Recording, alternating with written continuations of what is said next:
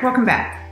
So now we're a few months into the social distancing and remote working thing, and I'm gonna be honest, when this all started, Zoom was great, but now Zoom call after Zoom call after Zoom call, I'm starting to get a Zoom ache, to quote my friend Dennis.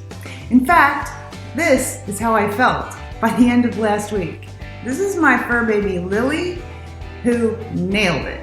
This was my mental state after Zooming and Zooming and Zooming and, well, some boredom snacking too. For many of us, Zoom isn't new, but now we're video chatting with friends and family, happy hour, and we're doing brunch, we're playing online Monopoly, we're even watching movies together over video chat.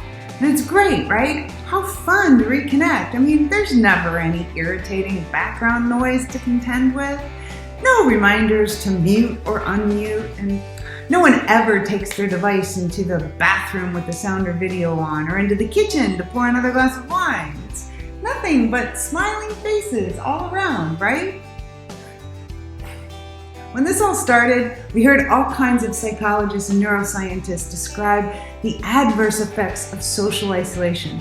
I mean, we're wired to connect, so when you take that connection out of the mix, there's gonna be some devastation there. Well, now we're experiencing a very different set of adverse effects in the solution to that isolation.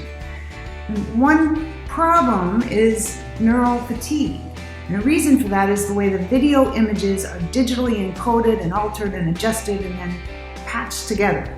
And a lot of that happens below our conscious awareness. The brain really has to work really hard to stitch everything together and then fill in any gaps that are there. In addition, many of the subtle social cues that we depend on for meaning and conversation, like micro expressions or body language, or even just subtle shifts in tone and pitch and volume of the voice, that gets lost. Not only does this mess with our perception of how people are feeling, but it also plays havoc with our ability to mirror.